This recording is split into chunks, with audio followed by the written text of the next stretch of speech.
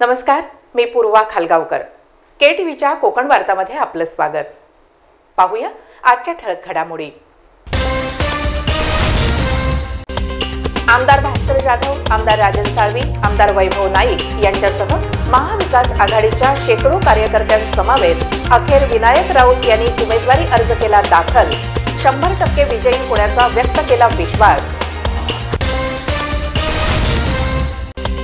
रत्नागिरी सिंधुदुर्ग लोकसभा मतदारसंघात महायुतीचाच उमेदवार विजयी होणार, केंद्रीय मंत्री नारायण राणे यांनी व्यक्त केली भविष्यवाणी. महायुतीच्या उमेदवाराच्या प्रचारासाठी 24 एप्रिल रोजी केंद्रीय गृहमंत्री अमित शहा येणार रत्नागिरी दौऱ्यावर, सार्वजनिक बांधकाम मंत्री रवींद्र चव्हाण यांचं प्रतिपादन. आणि महाविकास आघाडीचे उमेदवार विनायक राऊत यांनी आपला उमेदवारी अर्ज दाखल करण्यापूर्वी रत्नागिरी येथे केले जोरदार शक्ती प्रदर्शन. आता सर्वांचं लक्ष लागलं महायुतीच्या उमेदवाराकडे. यापुढील बातम्या अल्पशा विश्रांतीनंतर. समुंदर की गोद में पला है तू, अंगड़ाई लेते ही लहरें शुरू. आज यौवन की मस्ती छोड़, ले चलता हूं तुझे एक नए मोड़. आजा तुझे मां पुकारे अब, छेड़ देते हैं बीच से कुछ शरारत हंसी. गले लगा ले उसे ए फकीर, इंतजार कर रहा है तेरा तो. चल दे देते हैं उसे फसल की खूबसूरती तो. आजा तुझे मां पुकारे अब, मीलों आगे चलना है हमें. सिर्फ फसल नहीं, तेरे स्पर्श की चाह में बैठे हैं शहरों में भी कहीं. उनके मुख पे भी लानी है मुस्कान, उन्हें भी देनी है एक नई पहचान. आजा तुझे मां पुकारे अब. फिनोलेक्स पाइप्स पहुंचाए पानी को अपनी मां के पास. आता वळूया सविस्तर वृत्तांताकडे. रत्नागिरी सिंधुदुर्ग लोकसभा मतदारसंघाचे महाविकास आघाडीचे उमेदवार म्हणून विनायक राऊत यांनी आपला उमेदवारी अर्ज शेकडो समर्थकांसह मिरवणुकीने जाऊन निवडणूक निर्णय अधिकारी एम देवेंदर सिंग यांच्याकडे सादर केला.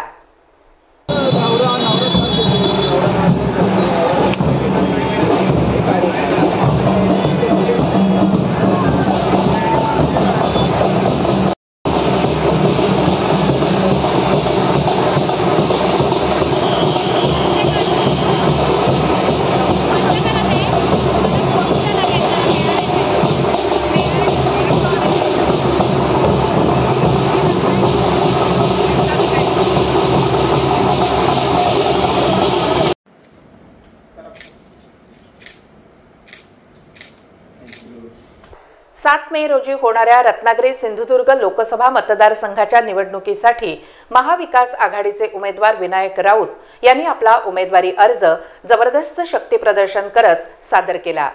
त्यावेळी काढण्यात आलेल्या भव्य मिरवणुकीमध्ये आमदार भास्कर जाधव, आमदार राजन साळवी, आमदार वैभव नाईक, माजी आमदार हुस्नबानू खलिपे यांच्यासह अनेक प्रमुख नेते मोठ्या संख्येने सहभागी झाले होते.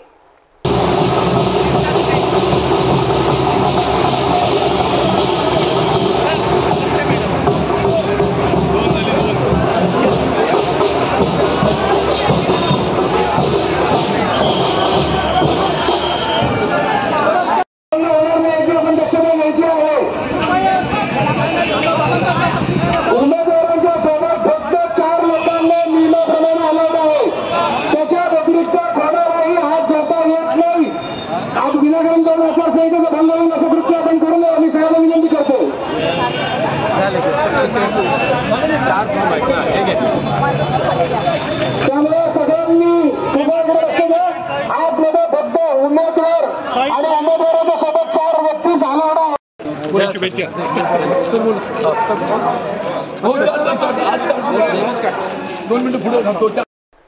रत्नागिरी सिंधुदुर्ग लोकसभा मतदारसंघासाठी 7 मे रोजी मतदान होणार आहे आणि त्यासाठी 12 एप्रिल पासून उमेदवारी अर्ज दाखल करण्यास सुरुवात झाली आहे. याच दरम्यान महाविकास आघाडीचे उमेदवार म्हणून विनायक राऊत यांनी आपल्या शेकडो समर्थकांसह मिरवणुकीने जाऊन जिल्हाधिकाऱ्यांकडे तिसऱ्यांदा आपला उमेदवारी अर्ज दाखल केला आणि आपला विजय नक्की होणार असं ठणकावून सांगितलं। पुन्हा एकदा माननीय उद्धव साहेबांनी माझ्यावर विश्वास ठेवलाय।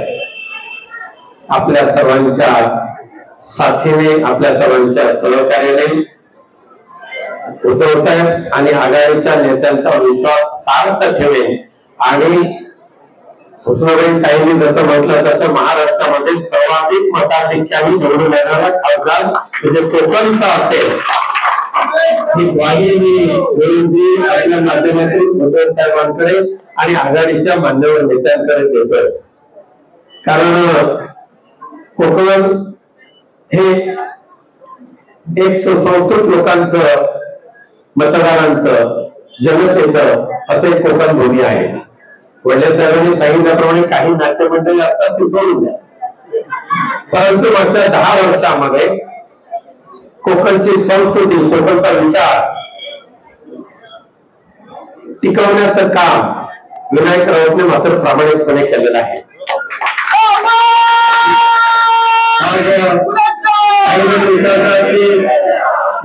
रत्नागिरी सिंधुदुर्ग लोकसभा मतदारसंघासाठी अपक्ष उमेदवार म्हणून शकील सावंत यांनी आणि महाविकास आघाडीचे उमेदवार म्हणून विनायक राऊत यांनी आपले उमेदवारी अर्ज दाखल केले असले तरी दोन्ही जिल्ह्यातील मतदारांचं लक्ष लागलं आहे ते महायुतीच्या उमेदवाराकडे। कारण आता उमेदवारी अर्ज दाखल करण्यास अवघे 2च दिवस शिल्लक राहिले आहेत आणि या 2 दिवसांमध्ये महायुतीच्या उमेदवाराला आपला उमेदवारी अर्ज दाखल करावा लागणार आहे। अपक्ष उमेदवार आणि महाविकास आघाडीच्या उमेदवारांनी उमेदवारी अर्ज दाखल करण्यास बाजी मारली असली तरी महायुतीच्या उमेदवाराचं नाव मात्र अद्यापही निश्चित न झाल्यानं मतदारांमध्ये आणि विशेषतः महायुतीच्या नेते आणि कार्यकर्त्यांमध्ये संभ्रमाचं वातावरण निर्माण झालं आहे। आणि त्यातच विनायक राऊत यांनी जोरदार मिरवणूक काढून आपली ताकद दाखवून दिली आहे। विनायक राऊतने 10 वर्षात काय केलं मला एकच त्याला सांगायचं आहे। 2014 साली ज्या वेळेला ही लोकसभेच्या निवडणुकीला मी प्रथम उभा राहिलो त्याच्यापूर्वी नारायणरावांचं साम्राज्य या कोकणामध्ये होतं 1 आणि 2 इल्लू तिल्लू आणि हे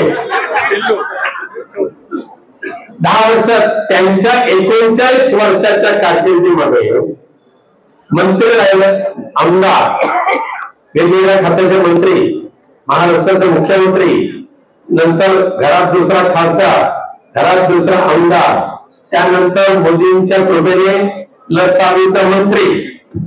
39 वर्षाच्या राजकारणाच्या कारभारामध्ये नारायणरावांनी नेमकं काय केलं? जागा वाटपामध्ये महायुतीने रत्नागिरी सिंधुदुर्ग लोकसभा मतदारसंघ भाजपसाठी देण्याचा निर्णय घेतला आहे। परंतु असे असतानाही उद्योग मंत्री तथा पालकमंत्री उदय सामंत यांचे मोठे बंधू आणि शिवसेनेचे नेते किरण सामंत यांनी या मतदारसंघात आपल्याला उमेदवारी मिळावी म्हणून जबरदस्त शक्ती प्रदर्शन करून दबाव तंत्राचा वापर केला। परंतु त्यांना आज तरी निराश व्हावे लागले आहे असेच दिसून येत आहे। त्यामुळे जर का मतदारसंघ भाजपला द्यायचा असेल तर भाजपचे नेते उमेदवाराचे नाव जाहीर करण्यास का उशीर करत आहेत याबाबत चर्चा सुरू झाली आहे। दरम्यान उशिरा मिळालेल्या वृत्तानुसार रत्नागिरी सिंधुदुर्ग लोकसभा मतदारसंघातून केंद्रीय मंत्री आणि कोकणचे नेते नारायण राणे हे आपला उमेदवारी अर्ज 19 रोजी दाखल करणार आहेत असं समजलं आहे। महाविकास आघाडीचे उमेदवार विनायक राऊत हे सन 2014 आणि 2019 मध्ये दणदणीत मताधिक्याने विजयी झाले होते आणि आता ते तिसऱ्यांदा या मतदारसंघात निवडणुकीला सामोरे जात आहेत। त्यामुळे लोकसभा मतदारसंघातील सुमारे 14,50,000 मतदार कोणाला कौल देणार आणि कोणाला पराभूत करणार याकडे सर्वांचं लक्ष लागून राहिलं आहे। या मतदारसंघात 7 मे रोजी मतदान होणार आहे तर 4 जून रोजी मतमोजणी होणार आहे। याच पार्श्वभूमीवर विनायक राऊत यांनी आपला उमेदवारी अर्ज दाखल करताना शेकडो समर्थकांसह रत्नागिरी येथे रॅली काढून आपला उमेदवारी अर्ज दाखल केला आहे आणि विजयाचा विश्वास व्यक्त केला आहे। रत्नागिरी सिंधुदुर्ग लोकसभा मतदारसंघात जो उमेदवार दिला जाईल तो निवडून आणण्यासाठी आमचा प्रचार सुरू असल्याचं मत केंद्रीय मंत्री नारायण राणे यांनी व्यक्त केलं आहे। एक व्यक्तीचं सांगण्याने अवघड मी मानत नाही। आम्ही अवघडचं सोपं करू, एवढी ताकद आमच्यात, सोपं करू। कोणी उगाच त्या गोष्टी बोलू नये। युतीमधल्या पुढाऱ्यांनी तर बोलूच नाही, महायुतीतल्या पुढाऱ्यांनी, आणि अपशगुन पण करू नये या मताचा मी। प्रचाराचे महत्त्वाचे मुद्दे काय असणार आहेत? महत्त्वाचे मुद्दे काय असणार? विकास, मोदींनी तिसऱ्यांदा निवडून यावं, हॅट्रिक पूर्ण करावी, या देशाला जगाच्या अर्थव्यवस्थेमध्ये आपण एक समृद्ध देश म्हणून तिसऱ्या क्रमांकावर यावा। अमेरिका, चायना, भारत, आणि त्यासाठी परत संधी आमच्या मोदी साहेबांना देण्यासाठी आणि हॅट्रिक होण्यासाठी, त्या हॅट्रिक होईल, 400 खासदार निवडून येतील, त्या हक्काचा रत्नागिरी सिंधुदुर्गचा खासदार असणारच, आणि त्या दृष्टीने प्रयत्न आहे। रत्नागिरी सिंधुदुर्ग लोकसभा मतदारसंघात महायुतीचा जो कोणी उमेदवार असेल त्याला निवडून आणण्यासाठी आपण प्रचाराला सुरुवात केली आहे, असं भाजपचे नेते तथा केंद्रीय उद्योग मंत्री नारायण राणे यांनी सांगितलं। आणि उपमुख्यमंत्री देवेंद्र फडणवीस यांना कोणीही भेटू शकतो असेही ते किरण सामंत यांच्या भेटीवरून पत्रकारांजवळ बोलताना म्हणाले। परिवर्तन या रत्नागिरी सिंधुदुर्गात व्हावं आणि म्हणूनच भाजपचा खासदार येणं आवश्यक आहे। मतदानाला अवघे 20 दिवस राहिले तरी उमेदवार निश्चित होत नाही, होईल। प्रचार तर आमचा सुरू आहे ना, बीजेपीचा, कमळाचा, त्यामुळे आम्हाला काय अडचण नाही। काल किरण सामंतांनी देवेंद्र फडणवीस साहेब आणि अमित शहा यांची भेट घेतलेली आहे। मी काय करू? त्या भेट कोण भेटू शकतं ना, तुम्ही जाऊन भेटू शकता। साहेब जागा वाटपाचा प्रश्न काय सगळं झालेलं आहे, ठरलेलं आहे। कोण काय भेटला म्हणून काय भेटायचं नाही असं नाही, भेटू नाही पण सांगतो बा नमस्कार, आमचं ठरलंय। रत्नागिरी सिंधुदुर्ग लोकसभा मतदारसंघाच्या महायुतीच्या उमेदवाराच्या प्रचारासाठी केंद्रीय गृहमंत्री आणि भाजपचे वरिष्ठ नेते अमित शाह 24 एप्रिल रोजी रत्नागिरी दौऱ्यावर येणार असल्याची माहिती सार्वजनिक बांधकाम मंत्री रवींद्र चव्हाण यांनी दिली आहे। खरं तर या लोकसभा मतदारसंघामध्ये प्रचार करण्याच्या दृष्टिकोनातून एक सभा घेण्यासाठी 24 तारखेला रत्नागिरीमध्ये आदरणीय गृहमंत्री अमितजी शाह हे येणार आहेत। त्यांची कार्यक्रमाचा शेड्यूल जो आहे तो 24 तारखेचा आलेला आहे। त्यामुळे अमितजी रत्नागिरी सिंधुदुर्गातली सभा ही रत्नागिरीमध्येच घेणार आहेत। त्यामुळे आपणा सर्वांनी प्रसिद्धी करावी एवढीच आपणा सर्वांना म्हणजे त्याची डिटेल जी आहे जर आता यायच्या अगोदरच त्यांनी तशा आम्हाला माहिती दिली होती। पंतप्रधान नरेंद्र मोदी यांच्यामुळेच मागील 10 वर्षात देश प्रगतीपथावर गेला असल्याचा विश्वास सार्वजनिक बांधकाम मंत्री रवींद्र चव्हाण यांनी रत्नागिरी येथे आयोजित पत्रकार परिषदेत बोलताना व्यक्त केला आहे। आपणा सर्वांना याच्या सर्व प्रती दिल्या आहेत, परंतु त्यापैकी काही प्रमुख विषय हे आपल्या समोर मांडावे हा या पाठीमागचा असणारा हेतू आहे। आपल्याला माहिती आहे की आदरणीय पंतप्रधान नरेंद्र मोदीजींनी 10 वर्षामध्ये या देशाला परमवैभव प्राप्त होणं या दृष्टिकोनातून पावलं उचलायला सुरुवात केली। संपूर्ण देश डिजिटल इंडियाच्या माध्यमातून आज पूर्ण डिजिटलाइज झालाय याची आपल्या सर्वांना कल्पना आहे। आपल्याला याचीही कल्पना आहे की आज आपण पाहतो UPI सारखा जे ट्रान्झॅक्शन आहे ते UPIचं ट्रान्झॅक्शन एका सेकंदाला 4830 ट्रान्झॅक्शन ही होतात। त्याचा अर्थ पूर्ण दिवसामध्ये 43 कोटी एवढी ट्रान्झॅक्शन्स आज या देशामध्ये होतात। देशाचे पंतप्रधान नरेंद्र मोदी यांच्या दूरदृष्टीमुळेच आज देश प्रगतीपथावर गेला असल्याचं मतही भाजपचे वरिष्ठ नेते तथा सार्वजनिक बांधकाम मंत्री रवींद्र चव्हाण यांनी व्यक्त केलं आहे। आज देशभरामध्ये नाही तर जगामध्ये होणारी सर्व ट्रान्झॅक्शन जेव्हा आपण पाहतो त्या ट्रान्झॅक्शन्स पैकी जवळजवळ 50% जास्त ट्रान्झॅक्शन फक्त भारत देशामध्ये होतात. हा एवढा मोठा बदल हा आदरणीय पंतप्रधानांच्या नेतृत्वामध्ये हा तुम्हाला आम्हाला सर्वांना पाहायला मिळतोय. तुम्ही आम्ही सर्वजण हे पाहतो. वन नेशन वन ग्रीड या माध्यमातून पूर्वी या देशामध्ये विजेचा फार मोठा तुटवडा होता आणि त्यामुळे काँग्रेसच्या काळामध्ये लोड शेडिंग हे मोठ्या प्रमाणामध्ये होत होतं. विजेचं उत्पादन हे त्या काळामध्ये फक्त 45% पर्यंत होतं. आज हे विजेचं उत्पादन हे जवळजवळ 85% जास्त झालेलं आहे. जेवढी मागणी तेवढा पुरवठा या पद्धतीने मोठ्या प्रमाणामध्ये विजेच्या उत्पादनामध्ये सुद्धा या देशामध्ये आदरणीय पंतप्रधानांच्या नेतृत्वामध्ये सुरुवात झाली आहे. रत्नागिरी येथील भाजपच्या कार्यालयात आयोजित पत्रकार परिषदेत बोलताना सार्वजनिक बांधकाम मंत्री रवींद्र चव्हाण यांनी देशाचे पंतप्रधान नरेंद्र मोदी यांच्या मेकिंग इंडिया, क्रीडा क्षेत्र, साखर उद्योग, किसान सन्मान योजना आदी विविध कामांचा आढावा सादर केला आणि हेच प्रचाराचे मुद्दे असतील असंही ते म्हणाले. आपल्या देशामध्ये या सगळ्या क्षेत्रांमध्ये सुद्धा मोठ्या पद्धतीत निर्यात करण्याचं काम सुद्धा आपल्या देशामध्ये केलं जातं. अनेक देश आज या युद्ध सामुग्रीसाठी लागणारी सर्व शस्त्रास्त्र हे आपल्या देशाकडून घेत आहेत. त्यामुळे मोठ्या प्रमाणामध्ये यामध्ये सुद्धा आमूलाग्र बदल तुम्ही आम्ही सर्वांनी पाहिला. काँग्रेसच्या काळामध्ये बोफोर्स सारखी प्रकरणं तुम्हाला आम्हाला सर्वांना माहीत आहेत की त्यामध्ये मिळणारी दलाली यामध्येच हा पक्ष गुरफटलेला होता. आज आपण पाहता पारदर्शकतेपणे आदरणीय पंतप्रधान नरेंद्र मोदींच्या नेतृत्वामध्ये देश एक वेगळ्या दिशेने जाताना तुम्हाला आम्हाला सर्वांना दिसतोय. अनेक क्षेत्रांमध्ये असणारं उत्पादन ही वाढली पाहिजे या दृष्टिकोनातून प्रयत्न आदरणीय पंतप्रधानांनी केला. काँग्रेसचं गव्हर्नमेंट जे होतं हे गव्हर्नमेंट आपल्याला लक्षात येत आहे की पॉलिसी ज्या होत्या त्यांच्या पॅरालिसिस असणाऱ्या अशा पॉलिसीज त्यांच्याकडे होत्या. 2 दिवसांपूर्वीच भारतीय जनता पार्टीने लोकसभा निवडणुकीसाठी आपला जाहीरनामा प्रसिद्ध केला आहे आणि त्याची माहिती देण्यासाठी रत्नागिरी येथे आयोजित पत्रकार परिषदेत बोलताना सार्वजनिक बांधकाम मंत्री रवींद्र चव्हाण यांनी आतापर्यंत मोदी सरकारने केलेल्या कामांचा थोडक्यात आढावा सादर केला.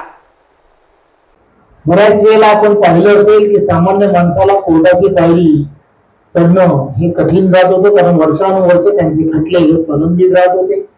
आज तशी परिस्थिती राहिली नाही. गतिमान पद्धतीने या खटल्यांची सुनावणी ही मोठ्या प्रमाणामध्ये व्हायला सुरुवात झाली. त्यामुळे एक गोष्ट लक्षात घेतली पाहिजे की आदरणीय पंतप्रधानांच्या नेतृत्वामध्ये शेती असेल, उद्योग असतील किंवा प्रत्येक क्षेत्र या क्षेत्रांमध्ये अव्वल होण्याचं काम हे देशामध्ये असणारा नागरिक कसा करू शकतो आणि त्याला प्रोत्साहन देण्याचं काम आदरणीय पंतप्रधानांनी केलं. खेलो इंडियाच्या माध्यमातून त्यांनी या देशामध्ये एक वेगळ्या पद्धतीने प्रत्येक खेळाडूला प्रोत्साहन मिळालं पाहिजे. खेळाडूची असणारी क्षमता लक्षात घेता त्याला येणाऱ्या काळामध्ये पदकं कशी मिळतील अशा पद्धतीने त्यांना जे प्रोत्साहन देणं गरजेचं असतं ते प्रोत्साहन हे केंद्र आणि राज्याच्या माध्यमातून द्यायला सुरुवात झाली आणि त्याचाच परिणाम म्हणून आपल्याला लक्षात येत आहे की आज संपूर्ण देशामध्ये आज आपण पाहता खेळाडूंना एक विशेष असा आधार आदरणीय पंतप्रधानांनी दिला. शेवटी पुन्हा एक नजर ठळक घडामोडींवर. आमदार भास्कर जाधव, आमदार राजन साळवी, आमदार वैभव नाईक यांच्यासह महाविकास आघाडीच्या शेकडो कार्यकर्त्यांसमवेत अखेर विनायक राऊत यांनी उमेदवारी अर्ज केला दाखल. 100% विजयी होण्याचा व्यक्त केला विश्वास. रत्नागिरी सिंधुदुर्ग लोकसभा मतदारसंघात महायुतीचाच उमेदवार विजयी होणार, केंद्रीय मंत्री नारायण राणे यांनी व्यक्त केली भविष्यवाणी. महायुतीच्या उमेदवाराच्या प्रचारासाठी 24 एप्रिल रोजी केंद्रीय गृहमंत्री अमित शहा येणार रत्नागिरी दौऱ्यावर, सार्वजनिक बांधकाम मंत्री रवींद्र चव्हाण यांचं प्रतिपादन. आणि महाविकास आघाडीचे उमेदवार विनायक राऊत यांनी आपला उमेदवारी अर्ज दाखल करण्यापूर्वी रत्नागिरी येथे केले जोरदार शक्ती प्रदर्शन. आता सर्वांचं लक्ष लागलं महायुतीच्या उमेदवाराकडे. याबरोबरच आजचं बातमीपत्र संपलं. नमस्कार.